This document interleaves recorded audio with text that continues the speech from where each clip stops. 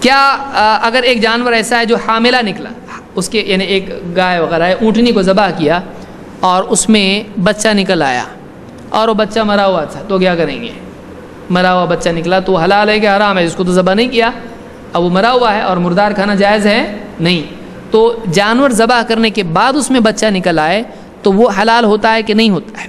دو صورتیں ہیں، بچہ زندہ نکلے اور ہمارے سامنے زندہ ہو پھر مر جائے تو کیا ہوا؟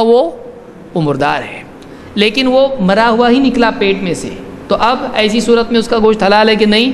ایسی صورت میں اس کا گوشت حلال ہے.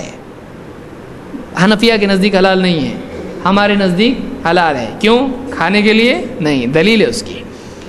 ابو سعید خدری رضی اللہ عنہ کہتے ہیں قلنا یا رسول اللہ، ہم نے کہا اے اللہ کے رسول، ننحر الناقۃ ونذبح البقرۃ والشاۃ، ہم اونٹ کی قربانی دیتے ہیں اور گائے کی قربانی دیتے ہیں، بکری کی قربانی دیتے ہیں.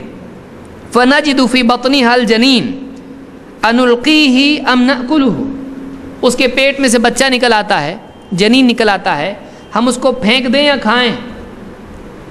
پھینک دیں، اگر وہ زندہ ہوتا تو پھینک دے بولتے، تو یعنی کہا کہ ہم اس کو پھینک دیں یا اس کو کھائیں.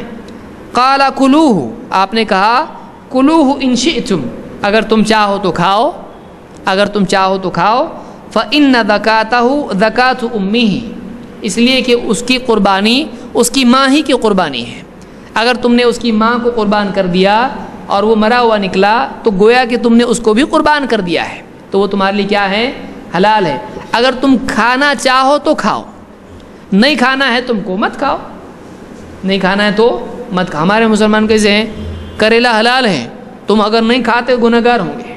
آپ دیکھیے اللہ کے رسول صلی اللہ علیہ وسلم کیا فرما رہے ہیں، چاہو تو کھاؤ.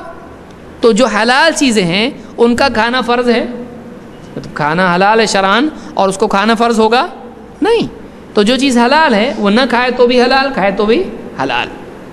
اس حدیث کو امام ابو داؤد، حاکم اور اسی طرح سے ترمذی، ابن ماجہ، ابن حبان، دارقطنی، حاکم اور طبرانی وغیرہ سب نے روایت کیا. الفاظ ابو داؤد کے ہیں اور یہ روایت صحیح ہے. اس سے معلوم ہوتا ہے کہ جنین حلال ہے اگرچہ وہ مردہ پیٹ میں سے نکلے.